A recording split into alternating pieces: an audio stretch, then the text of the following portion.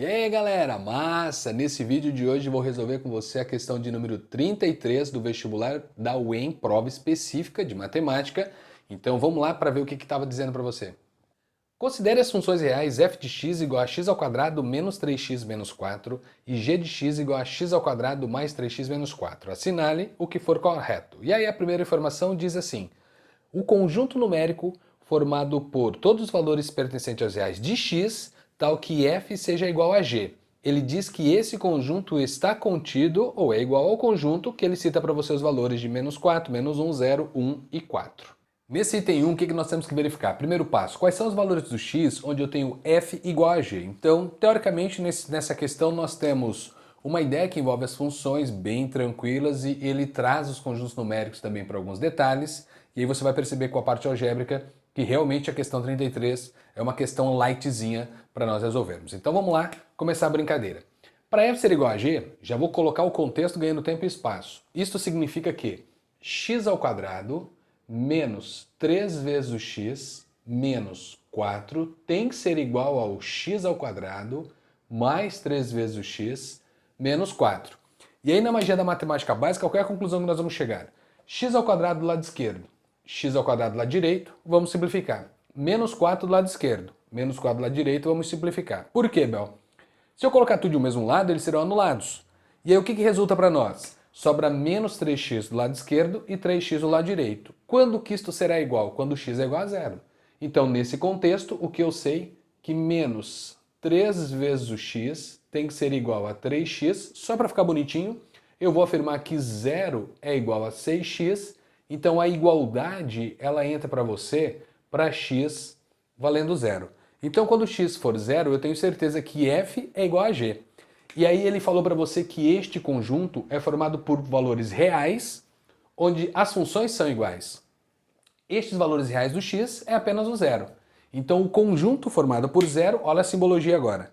Ele está afirmando para você, vou usar esse cara, que o conjunto formado por zero é um conjunto que está contido neste conjunto que ele escreveu sendo menos 4, menos 1, 0, 1 e 4. Então, o primeiro item, o que nós sabemos? Verdade. Este conjunto está contido neste outro conjunto. Afirmação verdadeira. Questão 33, temos o primeiro item verdadeiro da questão. Legal? Então, uma ideia tranquila, envolve igualdade de funções, é só entender essa simbologia do item 1 e vamos lá para o item 2. Acompanha comigo para ver o item 2, o que ele estava cobrando de você dessas funções f e g. Vamos lá. O conjunto x pertencente aos reais, tais que f de x é igual a zero, quando unido com um conjunto também para valores de x pertencente aos reais, só que para g de x igual a zero, diz que essa união tem que ser igual ao conjunto formado pelos elementos menos 4, menos 1, 1 e 4. Galera, a afirmação 2, que eu coloquei aqui embaixo para vocês, é aquela afirmação que diz o seguinte: eu vou unir esses dois conjuntos, onde ele pede para você unir quem? As raízes destas duas funções. Então, quando f de x é igual a zero, isso implica em dizer que eu quero os valores que anulam, e os valores que anulam nós aprendemos a chamar de raízes da função. Então eu quero as raízes da função f, eu quero as raízes da função g. Essas raízes eu vou escrever em um conjunto para verificar se são esses quatro valores. Qual é a ideia que nós precisamos ter? Se eu tiver raízes comuns, lembre-se que nós vamos escrever apenas uma vez. Mas como eu tenho uma função de segundo grau, o que pode acontecer com essa função de segundo grau? Eu posso ter duas raízes reais iguais, posso ter duas raízes reais distintas, ou eu posso não ter raízes reais. Como eu tenho duas funções de segundo grau, e pelo conjunto que ele está dando na união, eu tenho dois conjuntos discretos e disjuntos. Por quê? Porque ele apresenta os quatro valores. Então, provavelmente, o que nós vamos encontrar para esse item ser verdadeiro? Duas raízes para o primeiro conjunto e duas outras raízes para o segundo que são diferentes das primeiras encontradas, para que eu possa escrever os quatro. Conjuntos disjuntos significa que não há intersecção, ou seja, se eu tivesse elemento comum, eu iria escrever apenas uma vez. Então vamos lá, não sei como que você aprendeu a determinar as raízes das funções, mas eu sei que olhando para o que está lá em cima, ao igualar a zero, x ao quadrado menos 3 vezes o x menos ou mais, menos 4 tem que ser igual a zero. E aí eu quero também olhar para x ao quadrado, só que agora mais 3 vezes o valor do x, menos o número 4, isto precisa ser zero. Então, uma primeira função e uma segunda função. Esta é a nossa função f e esta é a nossa função g. O que eu preciso lembrar? Forma de Bhaskara, delta, b ao quadrado menos 4ac, e aí x menos b é mais ou menos a raiz quadrada de delta dividido por 2 vezes o valor do a. Ou você trabalha com as relações de Girard, soma e produto. Como a é igual a 1, coeficiente do termo de maior grau, esse cara vale 1, então de repente você consegue enxergar de uma forma mais rápida, como por exemplo, eu não vou usar Bhaskara, mas fique à vontade para trabalhar com as raízes, lembrando que Bhaskara é aquela relação que traz as raízes de uma função, traz as raízes de uma equação de segundo grau. Legal? Feito isso, continuamos. Relações de Girard, o que eu sei? O produto dos dois valores tem que dar menos 4 e a soma tem que dar mais 3. Na segunda função, o produto tem que dar menos 4 e a soma tem que dar menos 3. Ó a magia dos valores. O que eu vou afirmar em f? O que eu vou chamar de x1 e o que eu vou chamar de x2. Quais são os dois números que multiplicados darão menos 4 e somados darão mais 3? Menos 1 e 4. Se você não consegue enxergar isso, usa a fórmula de Bhaskara e nem são todas as questões também que você vai conseguir trabalhar com essas relações de Girard bonitinha. Às vezes você não consegue identificar quais são os valores que multiplicados dão o C e a soma dão B com o sinal trocado. Pro coeficiente do x ao quadrado sendo igual a 1. Tá? Se eu mudar o coeficiente desse x ao quadrado, daí eu mudo a minha afirmação pelas relações de Girard. Mas tá aqui, ó. Quando que vai dar zero então? Quais são os valores do x desse conjunto? Menos 1 e 4. Que o produto dá menos 4 e a soma deu 3. Aqui o que nós vamos fazer? A ideia análoga. Então, quem é aqui o que eu vou chamar de x2 e um x3? Só para diferenciar, porque estamos na mesma questão. Produto tem que dar menos 4, só que a soma agora tem que dar menos 3. Então, vamos partir do 1 e do menos 4. Logo, o que eu sei? Que o conjunto que ele escreve aqui inicialmente para você, agora sim, vou colocar aqui em cima, o primeiro conjunto é formado pelos valores menos 1 e 4, ele pede para você unir com o conjunto formado pelos valores menos 4 e 1, e esta união, pelo fato de ser dois conjuntos disjuntos, você passa a escrever todos os elementos. Então nós temos menos 4, menos 1, ou 1 e o número 4. Esta é a nossa resposta, e de acordo com a afirmação que ele trouxe para nós, temos mais um item verdadeiro. Então, esse item também é verdadeiro para nós, verdade. Uma ideia tranquila que fala de união de conjuntos, quando trabalha com as raízes dessas funções. Eu tenho certeza que pelo menos esse item você saberia o que fazer, porque envolve a forma de Bhaskara, tradicionalmente trabalhar com Bhaskara em funções segundo grau para determinar as raízes. Eu tenho certeza que você consegue lembrar. Legal? Então, questão 2, item 2, aliás, melhor dizendo, resolvido, questão 33. Vamos para o item 4. Então, o item 4, faz a leitura aí junto comigo. Os gráficos de f e g são parábolas que têm o mesmo vértice.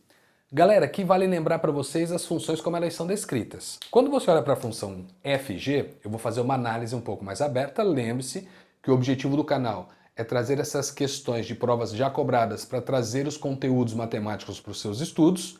Então a ideia é a seguinte, olhando a gente já tem algumas coisas meio que na visão ninja, mas a ideia é, ele fala em vértice. E aí você tem o x do vértice e o y do vértice.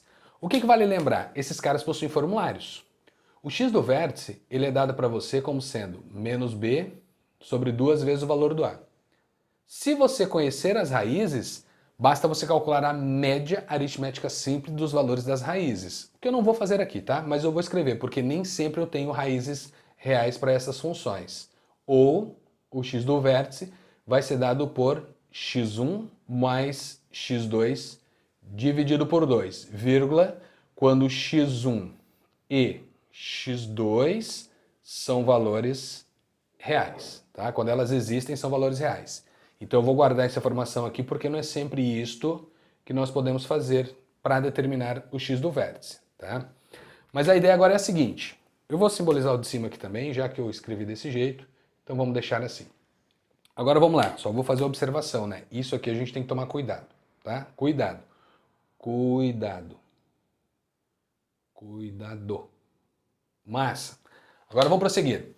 O y do vértice nesse contexto agora, nós temos as duas situações também. Quais são elas?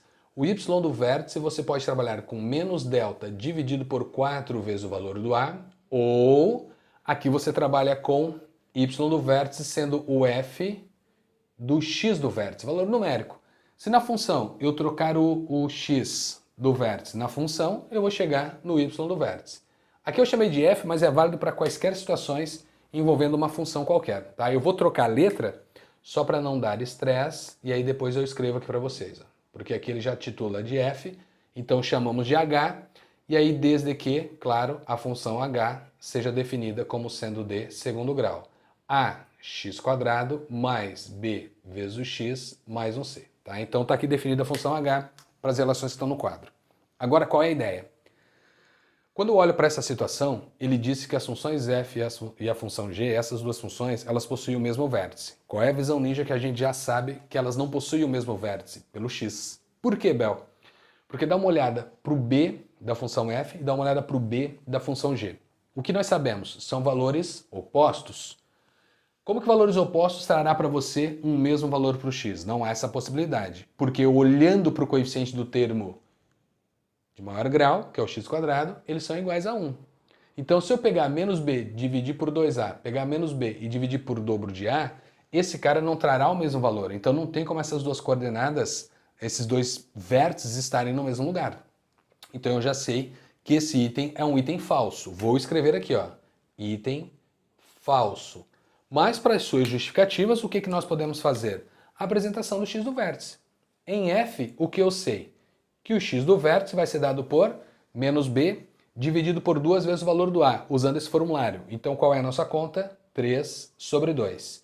Em g, o que eu sei a respeito do x do vértice em g? Em g, o x do vértice dará para nós menos b sobre 2a, então escrevemos menos 3 sobre 2. Perceba que aqui eu escrevo coordenadas distintas, então o vértice não será o mesmo. Para nós partirmos para o próximo contexto, para a próxima ideia, vamos trabalhar agora com o y do vértice. Então, separando aqui o que eu sei, o y do vértice, basta fazer a troca, o cálculo delta, vai para toda aquela parafernália. Então, eu vou escrever aqui em cima, ó, o y do vértice sendo igual a quem? Vou usar este formulário que está aqui, tá? Quem é o delta para nós? b² menos 4 vezes o a vezes o c. Não vou escrever isso, que envolve matemática básica, eu sei que você consegue fazer isso junto comigo. Menos 3² dá 9. Menos 4 vezes 1 vai dar menos 4, vezes o menos 4 deu 16. 16, 9, 25. Então nós temos nesse contexto, vou colocar aqui em algum lugar, deixa eu escrever primeiro assim, né? Ó, o delta vale 25, tanto na função f quanto na função g, porque menos 3² e mais 3² para esse contexto dá o mesmo valor. Então você tem o delta sendo o mesmo para as duas, delta é igual a 25, como o a da função f vale 1 e o a da função g também vale 1, então nós temos como informação que o y do vértice da função g e o y do vértice da função f, os dois casos, nessa ordem, né, f e g, assumirão o mesmo valor, menos delta, menos 25, dividido por 4 vezes o valor do a, menos 25, dividido por 4 vezes o valor do a. Então, de repente, ele trouxe a ideia do vértice ser o mesmo, onde você vai e calcula o y do vértice e você chega a essa conclusão. Ah, vou calcular o y do vértice. Aí você vê que o y do vértice foi o mesmo. Ah, então o vértice vai ser o mesmo. Não. Você tem o mesmo y para os dois vértices, mas o x para os dois vértices não é o mesmo. Então, a coordenada do vértice não é a mesma para as duas funções. Então, eu já sei que o item é falso, como eu havia colocado. E aí, vamos simbolizar aqui, né? Em f, o que nós temos? Vou colocar numa outra cor. Então vamos lá. Em f,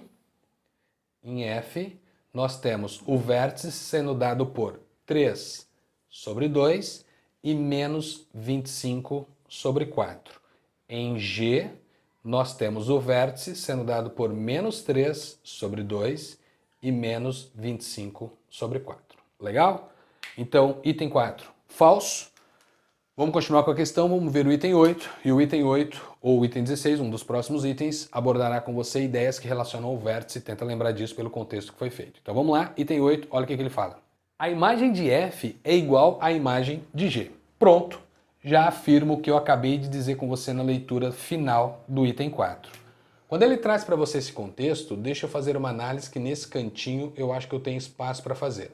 Tá? Então vou colocar aqui, afirmação 8. O que ele disse? Que a imagem das duas funções é a mesma. O que você precisa lembrar a respeito da imagem de uma função, quando ele diz que uma precisa ser igual à imagem da outra? Tá? Imagem. Lembre-se, o meu gráfico é uma parábola com a concavidade voltada para cima, ou concavidade voltada para baixo. Quem define isso? Coeficiente do termo de maior grau. Então, o cara que multiplica o x ao quadrado diz se a sua parábola tem concavidade voltada para cima ou para baixo. Se esse valor é positivo, concavidade para cima. Se negativo, para baixo. Como aqui nós temos positivo, as duas concavidades estão para cima. Então, nos dois casos, nós temos a mesma ideia gráfica, não é o mesmo gráfico, mas nós temos a mesma ideia. O que eu sei a respeito da função f? A minha parábola tem concavidade voltada para cima. E da função g, minha parábola também tem concavidade voltada para cima. O que define a imagem para nós? A imagem é o y, e o que nós temos que analisar? Ou é do vértice para cima, ou é do vértice para baixo. Se a minha concavidade tiver concavidade voltada para cima, se essa concavidade estiver para cima, minha parábola, é do vértice para cima a tua imagem. Se a minha parábola estiver concavidade voltada para baixo, o que eu sei voltada para baixo é do vértice para baixo. Então o y do vértice define a sua imagem. O que nós temos nas duas situações? Parábolas com a concavidade voltada para cima, então nos dois casos é do vértice para cima, do vértice para cima. Como as duas funções possuem o mesmo vértice, lembra no finalzinho da questão do item 4 que eu havia dito para você? O y do vértice é o mesmo. Então o que eu sei? O y do vértice de f é o mesmo y do vértice de g. Então quem são as imagens? Do vértice indo para o mais infinito. Então quais são os valores que nós assumimos para estas funções quando eu falo da imagem? Y, então vou separar aqui mais um pouquinho, de acordo com a ideia. O y precisa ser maior ou igual ao y do vértice. Aí você escreve lá bonitinho, dependendo do contexto, né? Y pertence aos reais, tais que o y é maior ou igual ao menos 25 sobre 4. Essa é a imagem de f. E de g? A mesma, porque nós temos a mesma informação. Então, nessa historinha toda, eu vou trazer por um intervalo, que ajuda no próximo item, a imagem da função f. Vou colocar assim, ó, a imagem da função f é intervalo fechado do menos 25 sobre 4 indo para o mais infinito aberto. Essa é a imagem de f.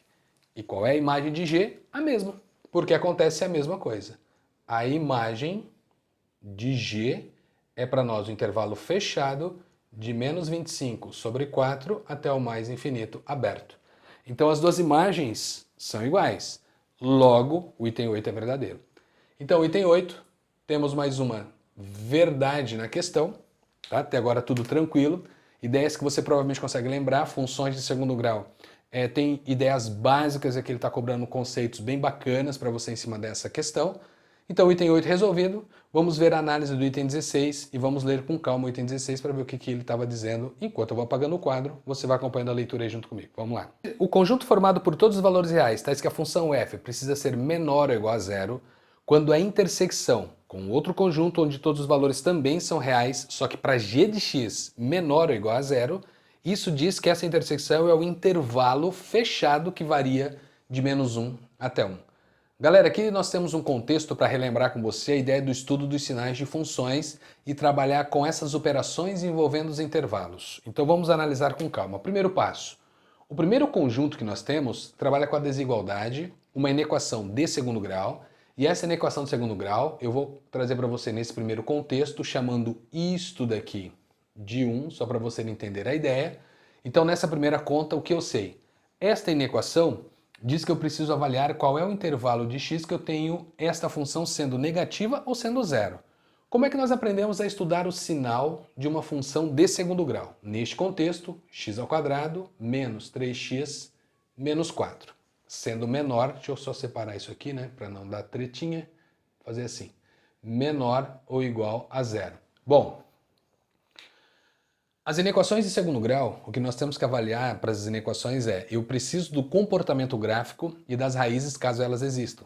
E aí eu verifico o que está para cima do eixo x, o que está para baixo, toda aquela parafernália que vocês já brincaram com as ideias básicas dos estudos dos sinais. Então, quando eu olho para essa função, algo que nós já fizemos e comentamos nos itens anteriores. Comportamento gráfico. Eu tenho uma parábola com a concavidade voltada para cima, bacana, Quem são as raízes? x1 e x2, algo que nós já trabalhamos. Multiplicação tem que dar menos 4 e a soma tem que dar mais 3, então é menos 1 e 4. Então o estudo do sinal diz para você nesse contexto o seguinte, que nós temos no eixo x uma parábola que irá interceptar no menos 1 e no 4, então imagem meramente ilustrativa, tá lá. Interceptou no menos 1, interceptou no 4, que são as raízes. À esquerda da raiz menos 1, eu tenho certeza que a minha função ela é positiva, porque todos os valores acima do eixo x diz que o y é positivo, e eu preciso lembrar que o sinal aqui é do y, não é do x.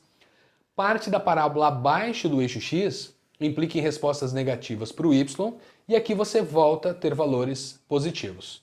O que eu quero nessa informação? O que eu quero nesse contexto? O que eu quero nessa desigualdade? Valores menores que zero. Menor que zero significa negativo. Quando eu disse negativo, significa que é essa partezinha que me interessa. Ô Bel, mas pode ser zero também. Zero são as raízes. Então tá aqui, ó. Eu posso pegar este cara e eu posso pegar este também. Então, o primeiro resultado diz para você que nós temos menos 1 sendo menor ou igual a 1x, que é menor ou igual a 4. Esta é a nossa solução para a primeira inequação. Ou seja, o primeiro intervalo que eu tenho que trabalhar é este daqui, que foi simbolizado dessa forma. E a ideia é análoga para o segundo. Quando você olha para o segundo, nós vamos fazer a mesma coisa. E verificar qual é o intervalo que é comum aos dois, porque nós estamos falando em intersecção. Perfeito? Então, na segunda ideia, deixa eu fazer o mesmo esquema aqui. Então, na segunda ideia, o que nós temos nesse segundo contexto? X ao quadrado mais 3 vezes o x menos 4, também tendo que ser menor ou igual a zero. Fiquem bem atentos aos sinais das inequações. Para você começar a fazer o estudo do sinal de uma inequação de segundo grau, o que eu preciso? Ter sempre o zero do outro lado. Se não tiver o zero, tá errado, passa o número para lá primeiro para depois você começar a fazer os seus estudos. Quer verificar conforme eu verifiquei lá. O que nós temos que analisar aqui? Concavidade da parábola. Tá para cima, valores que eu conheço, que aqui de novo eu vou chamar de x1 e x2, não há problema nenhum nesse contexto. Então aqui eu tenho produto dando menos 4, a soma tem que dar menos 3. Então lembra que agora eu vou ter 1 e menos 4 como raízes. Quando eu olho para o comportamento gráfico no plano cartesiano, o que eu sei? Eixo x, parábola concavidade voltada para cima, passando nos valores menos 4 e aqui o número 1. O esquema é o mesmo, positivo à esquerda, negativo entre as raízes, positivo à direita.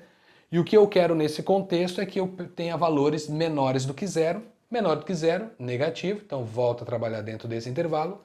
Pode ser zero, então eu posso usar as raízes. Então eu não tenho intervalo aberto. No segundo contexto, resposta, menos 4 é menor ou igual a x, que é menor ou igual a 1. Tá aqui. Agora o que eu preciso fazer com esses dois intervalos? Eu preciso trabalhar com a intersecção entre eles. Eu preciso da intersecção.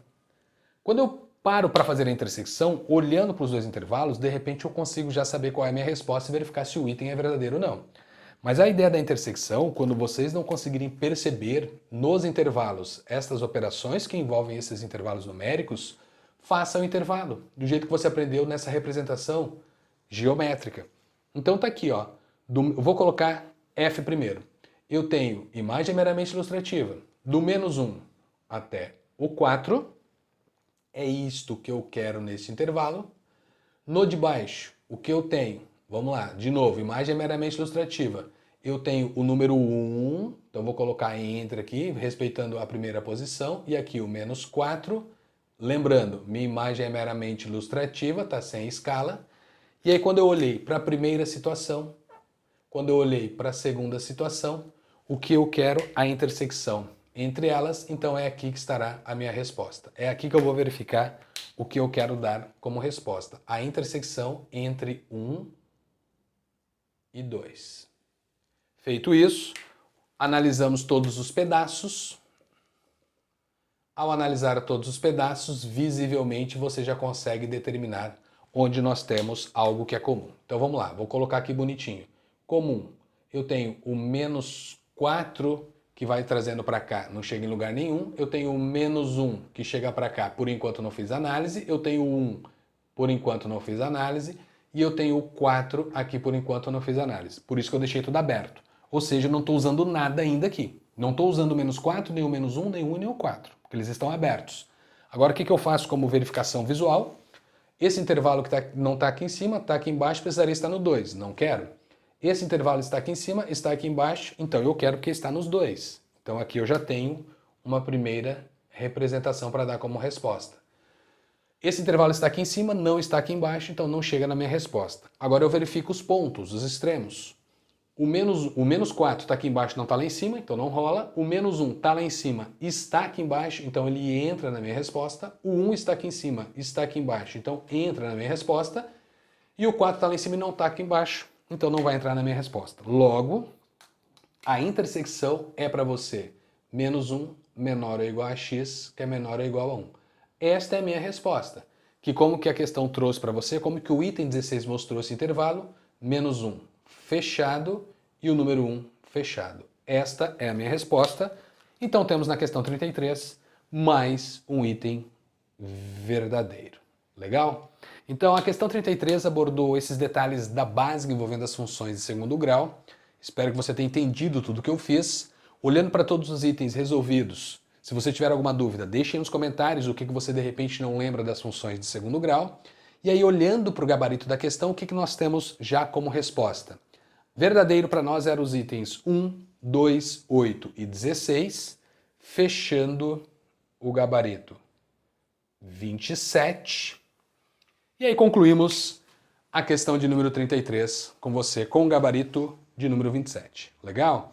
Quero agradecer a presença de vocês até aqui. Aproveita, se não é inscrito, se inscreva, deixe aí nos comentários o que você está achando dessa resolução e eu espero vocês nos próximos vídeos. Valeu, galera, beijos, abraços, fui!